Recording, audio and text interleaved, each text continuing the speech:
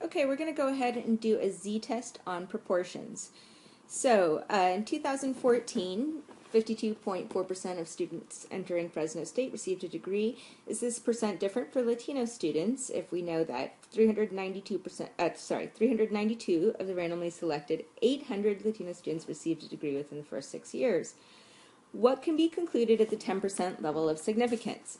So first of all, let's go ahead and set up our hypotheses. Our null hypotheses is 52%. We're seeing basically, is the Latino population, is it 52.4% or is it not? Is it different than 52.4%, which is the rest of the population?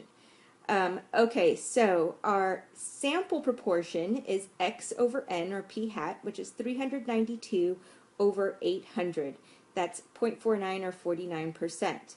This is a z-test because it's a test on proportions.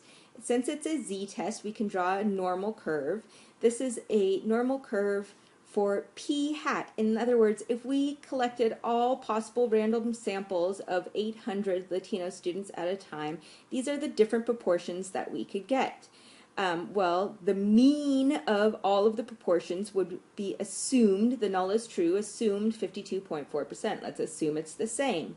The standard deviation is the square root of p times 1 minus p over n, sometimes called pq over n, and that's equal to approximately 0.01766. So if I add and subtract 0.1 standard deviation from the mean, I get approximately 0.542 and 0.506. Again, that's one standard deviation from the mean. So we want to know from our sample, where is that, the 49%? Well, I don't know exactly, but I'm just going to put that little red line there. That represents our 49%. We're saying, is that unusual? If the true population proportion of Latino students were 52.4% that graduated, then is the 49% unusual? Let's see. Well, one way we could do it is with a test statistic and critical values.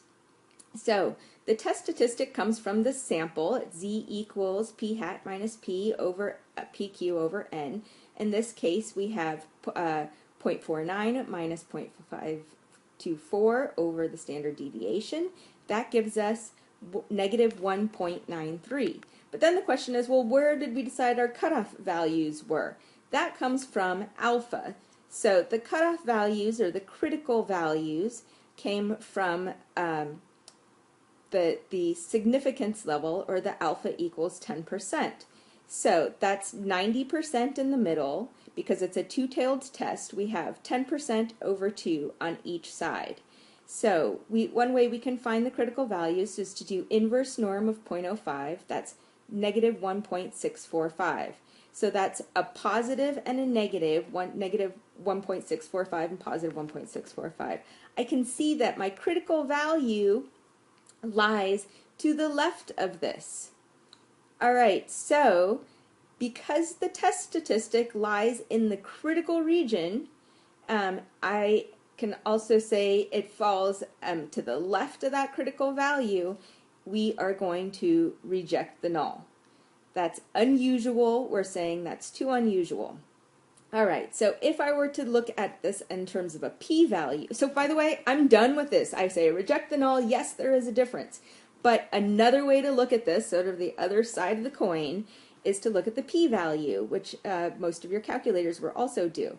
So to look at the p-value, this is a two-tailed test. So we're looking at, oh yeah, so 10% over 2. That's then we look at our test statistic to find the p-value. The p-value here is 2 times the area to the left. In other words, it's because it's a two-tailed test, it's going to be 2 times that red area. And if we do this on a TI-84, then you do a one-prop z-test, put in the information, and the p-value is 0.054. Another way to calculate the p-value if you don't have a TI-84 is to click on the normal calculator link in your Canvas site and go to, let's see, our mean was 0.524, our standard deviation was 0.01766, and we want to know the area outside of, well, let's see, we'll do below, and it was 0.49.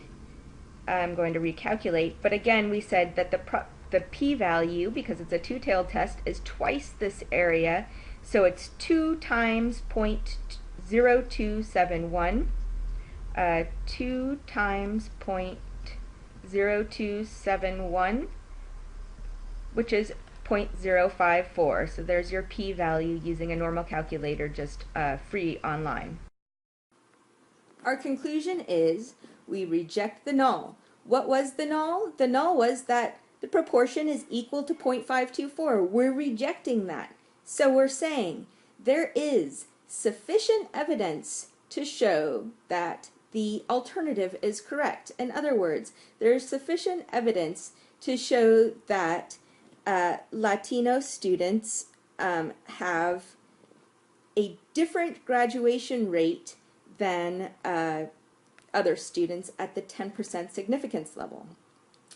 Okay, so let's talk briefly about errors, and so let's just talk about what a type 1 error is first and what a type 2 error is.